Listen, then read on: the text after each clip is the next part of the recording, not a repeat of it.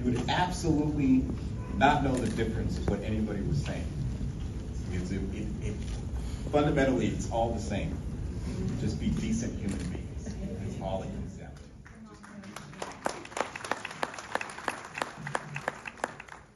Before I continue, I do want to acknowledge and thank some of our police officers who are here with us today. We have Officer Kendall.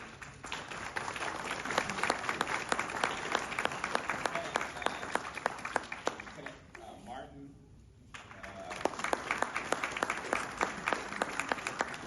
Lieutenant Maloney.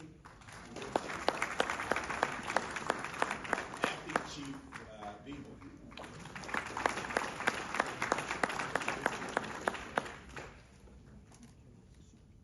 Kendall is a sergeant. My apologies. He's not just an officer. He is a sergeant. He's a boss. So thank you for being here with us this evening. We truly appreciate it. And at the end of the day, this is what this is all about: healing, unity, and frankly, forgiveness. And irrespective of what you believe, who you pray to, forgiveness is such an important aspect of faith in order for all of us to move on. I haven't always agreed with every single person in this room,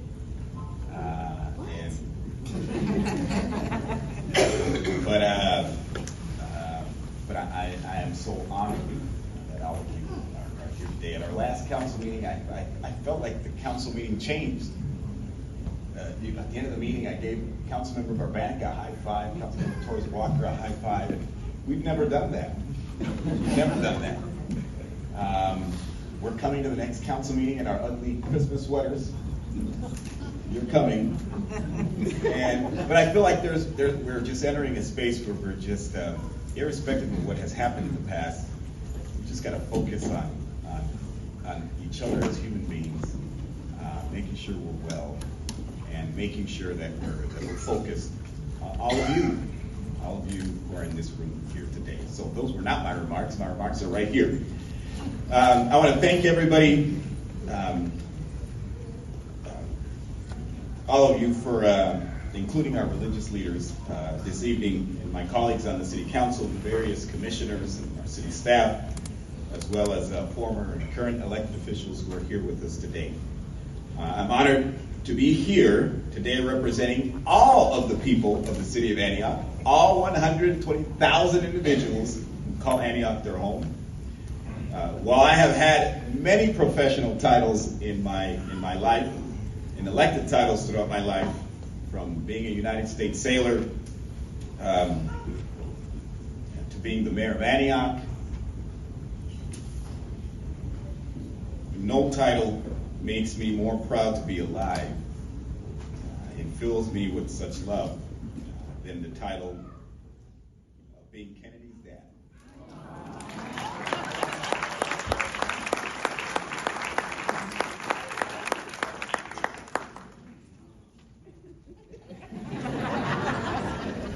I'm sorry, when I was first sworn in as a council member, Kennedy was 2 or 3 years old, and she was standing up, jumping up and down, and with such excitement. And to see her up here today, being the MC, I just could not be more proud of my life.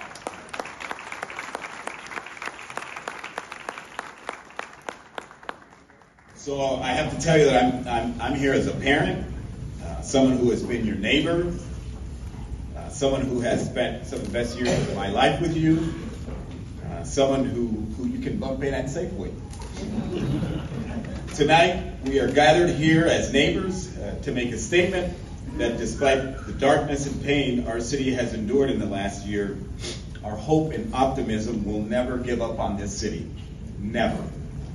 Our city has been at the epicenter of one of the most vile cases of corruption in the state of California, and I'm not going to be quiet about it. It has.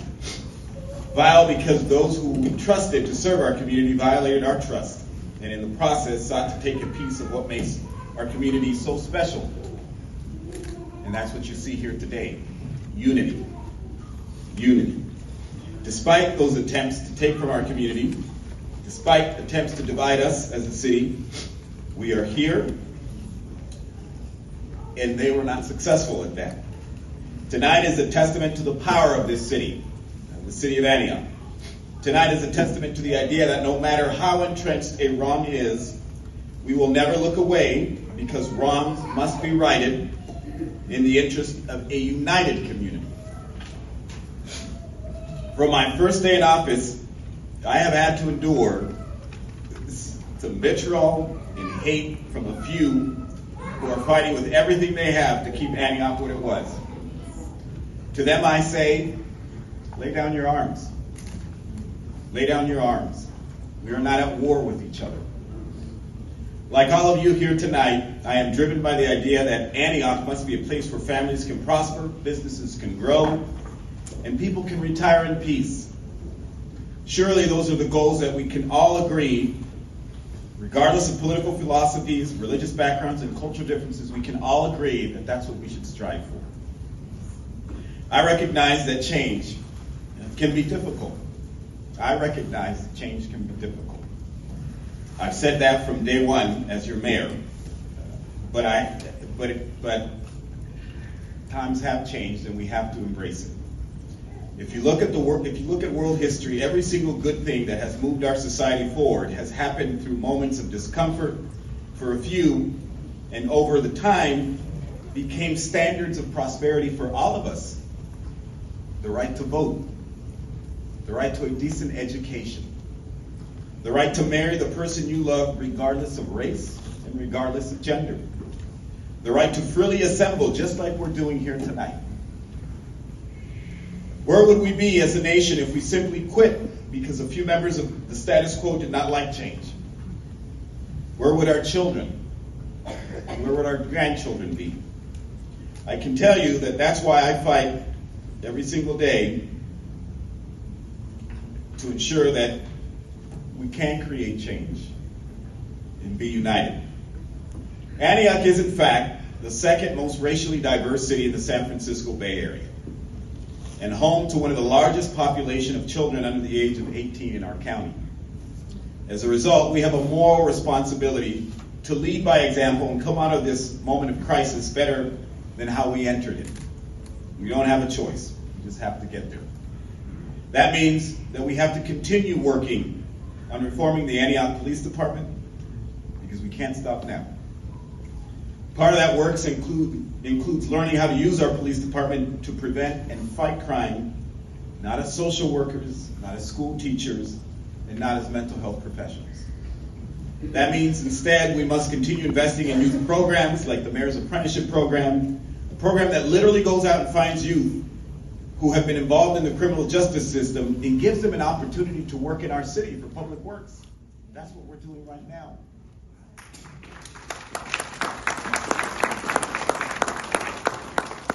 That means instead we must continue developing policies that not only move people out of homelessness, but prevent struggling families from falling into homelessness as well. We've done a lot with rent stabilization and anti-tenant harassment policies, but we still have to pass just cause eviction policy to ensure families aren't being unfairly thrown out of their homes.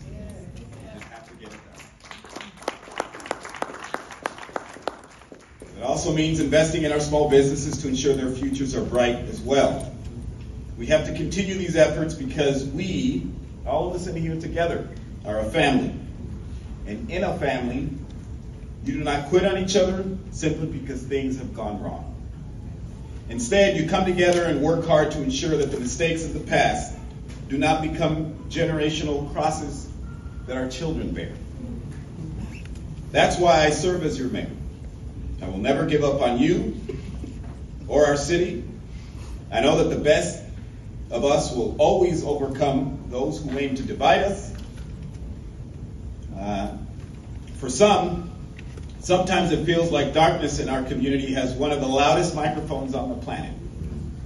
You see it on some of our social media blogs, our neighborhood apps like Nextdoor. In 2016, when I took my first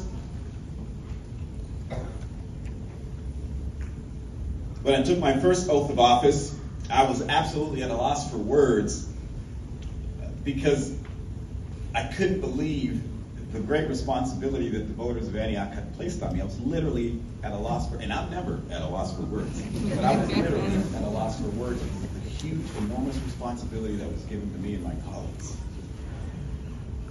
And it's moments like that that we as elected officials, and some of us have shared that moment, going from private life to public life.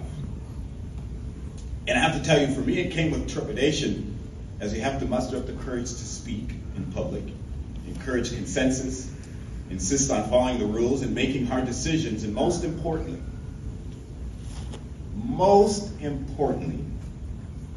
listening and finding for those quiet voices in our community who aren't as loud as some other individuals.